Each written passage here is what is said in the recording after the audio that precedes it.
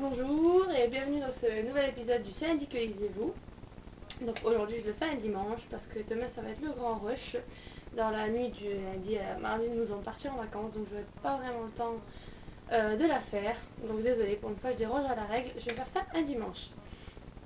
Alors on va commencer tout de suite et à la fin de la vidéo je vous montrerai quelques petites acquisitions que j'ai fait à la vieille bourse hier en allant à une rencontre organisée avec moi et des amis sur Livre Addict qui était bien sympa. Donc je vous montrerai tout ça à la fin de la vidéo. Alors la semaine dernière j'ai lu le Da Vinci Code de Dan Brown. Alors j'en étais à peu près une centaine de pages ou 200 pages, je ne sais plus très bien.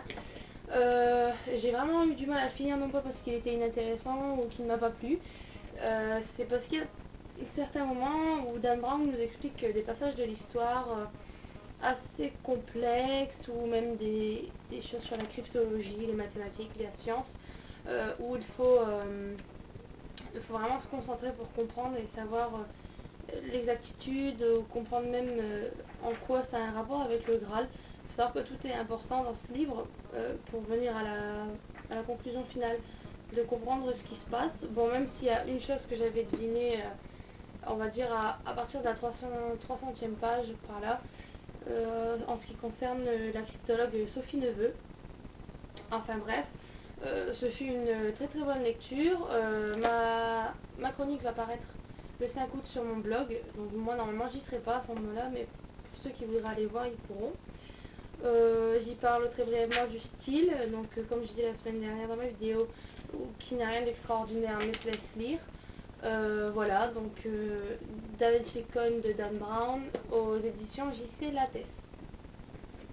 Donc juste après ça, je continue ma semaine littéraire le jeudi, si je ne dis pas de bêtises, avec 20 milieux sous les mers de Jules Verne aux éditions Livre de poche jeunesse. Donc je voulais me faire un peu de classique. Je ne savais pas par trop quoi commencer. Donc j'ai cherché du Arthur Conan Doyle à ma bibliothèque. Il n'en avait pas, chose assez étrange. Du coup je suis montée en haut. Enfin, en même temps on peut pas monter en bas, hein. Je suis montée en haut et j'ai vu Jules Verne. Donc j'ai hésité longtemps entre celui-ci et le Château des Carpates. Mais comme je suis une amoureuse du Capitaine Nemo, une fan de ce personnage, depuis que je l'ai vu dans la Ligue des Gentlemen Extraordinaires, et bien je me suis dit pourquoi pas. Donc vraiment une très belle surprise en ce qui concerne ce bouquin. Je déteste tous les livres qui se passent en mer, qui concernent la mer et tout ça.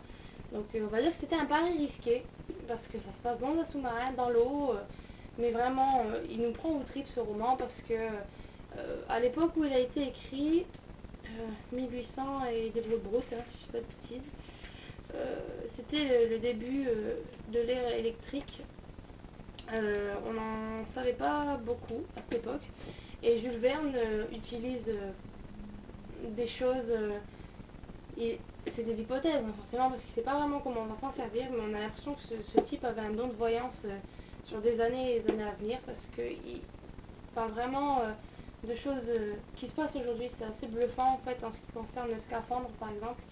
À l'époque, il fallait être relié directement au navire, donc avec une sorte de tube. Et par exemple, ils disent que dedans, le capitaine Nemo a créé justement le réservoir qui existe aujourd'hui, avec de l'air comprimé qui se porte sur le dos. Donc c'est assez impressionnant de dire des trucs pareils. Ou même l'électricité, que son vaisseau marche entièrement à l'électricité. Chose qu'il ne faisait pas à l'époque, hein, parce qu'il faut savoir qu'on utilisait très très rarement l'électricité, on marchait encore beaucoup à la vapeur ou même au feu, tout simplement.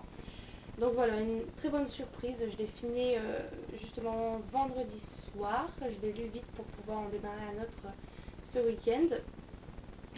Voilà, donc pour Jules Verne, je ferai ma chronique très bientôt, à mon avis, en rentrant de vacances. Agréable surprise, j'ai vraiment aimé et j'ai vraiment vraiment hâte de lire un autre Jules Verne. Alors, voilà, c'est tout pour mes lectures de la semaine passée. En sachant que hier je n'ai pas lu du tout, comme je vous dis, j'étais à la rencontre sur l'île. Donc j'avais emporté avec moi au cas où, on ne sait jamais si je faisais la route tout seul, mais j'étais avec une amie dans le tram, une nouvelle amie. D'ailleurs Stéphanie, si tu me regardes, même si je sais que tu n'aimes pas les vidéos blogueuses, je te fais un petit coucou, ainsi qu'à Cataline. Donc aujourd'hui je vais commencer La Cité des Ténèbres tome 2. Je ne faillirai pas à mon envie cette fois-ci parce que je n'ai pas lu encore, Agatha Christie parce que j'ai fondu pour Jules Verne. Comme je vous disais, quand je revenais de la bibliothèque, souvent je bouleversais les plans. Celui-ci je ne change pas. J'ai vraiment envie de me mettre au tome 3 et 4 avant la sortie en octobre de Clockwork Angel. Donc voilà, donc j'ai encore rien lu, hein. C'est vide, hein. J'ai même pas encore commencé une seule page. Donc je vais commencer tout de suite après cette vidéo. Toujours pareil, aux éditions Pocket Jeunesse, voilà. Alors, la semaine prochaine, en sachant que je serai en vacances, je ne sais pas encore ce qu'on va faire exactement. On a prévu beaucoup de sorties, donc je ne sais pas quel sera mon rythme de lecture. Donc je pense commencer tout de suite après le livre de Cassandra Clare, La Maison de Soie de Anthony Horowitz. J'espère que je le dis pas mal. Donc voilà, c'est une reprise du personnage de Sherlock Holmes, mais ça se passe toujours, voilà, Londres, novembre 1890. Une nouvelle enquête inédite de Sherlock Holmes scellée dans un coffre pendant 100 ans, un manuscrit trop compromettant pour être dévoilé plus tôt. Je sais qu'Aurélie l'a, je pense qu'elle l'a lu, je ne sais pas vraiment. Donc on verra bien. C'est écrit, il fait combien de pages? À peu près 360 pages, donc c'est écrit en assez petit. Donc on verra bien ce que ça donne. Voilà. Ensuite, un livre que j'attends de lire depuis longtemps.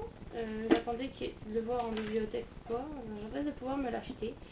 Et là, ma soeur l'a trouvé en bibliothèque. J'étais assez contente. D'ailleurs, je vais sauter dessus si elle a l'occasion de vous le dire, parce qu'après elle va bientôt faire un blog.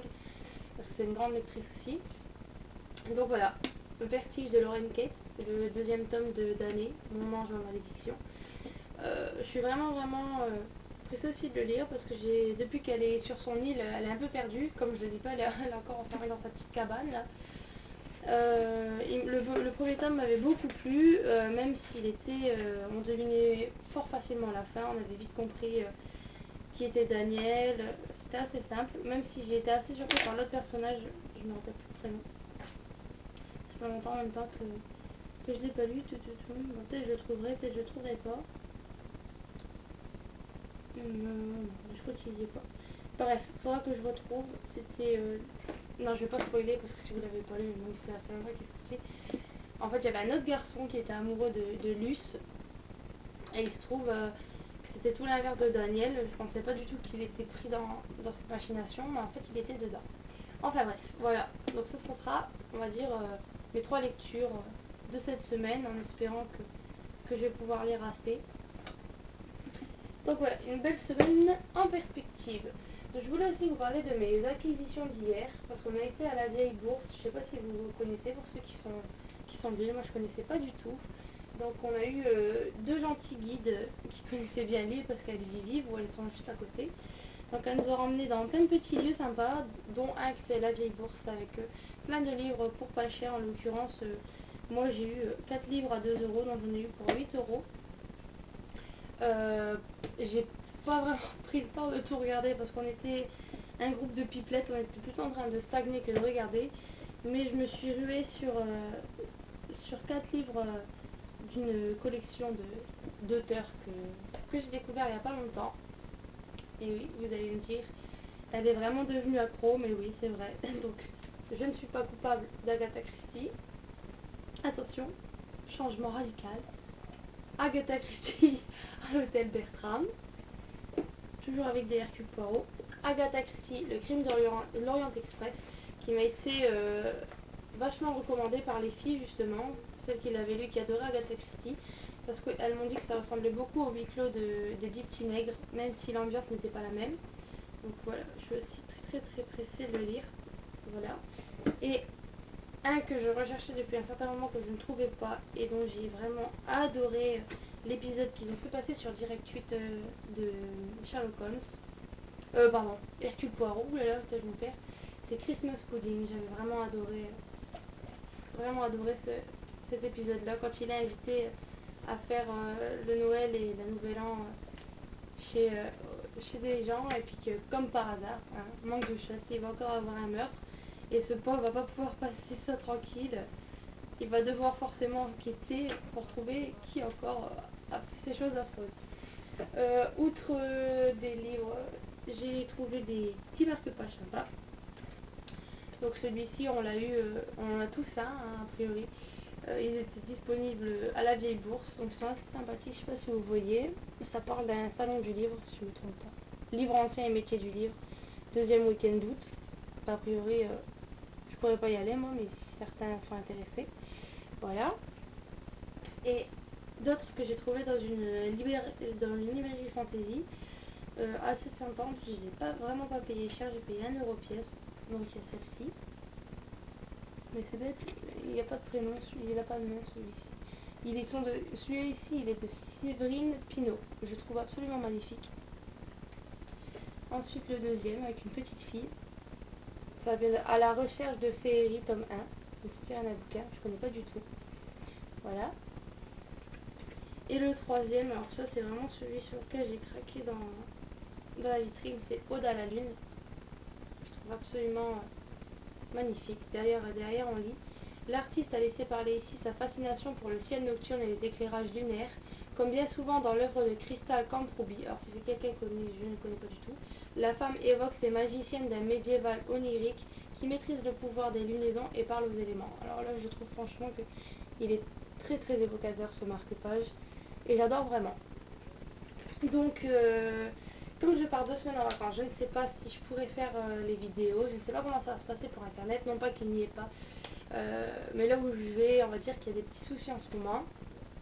Donc il faudra que je me débrouille pour trouver les codes de la Wi-Fi. Si c'est le cas, je pourrais faire les vidéos, il n'y aura pas de souci. Mais à mon avis, comme je lirai pas beaucoup, j'attendrai les 2 semaines pour vous faire une vidéo, parce que si j'ai rien à vous dire dedans, c'est pas la peine. Voilà, dans 2 semaines. Pour les On My Wishlist, j'arriverai. Au pire, j'écrirai les articles et je posterai tout en rentrant. Pour celles et ceux qui me regardent et qui font le challenge Mon livre en vacances, je prendrai mes photos de mon livre un peu partout. Surtout qu'on va aller dans des lieux pas mal sympas, dont la dune du Pilat, des châteaux, le mont Basillac. On a déjà été il y a 2 ans, on a été retourné. On va aller dans des grottes et tout ça, donc vous inquiétez pas, il va y avoir de chouettes photos. Donc je vous souhaite de bonnes semaines si on ne se revoit pas. Je vous souhaite des bons coups de cœur littéraires et je vous fais plein de bisous.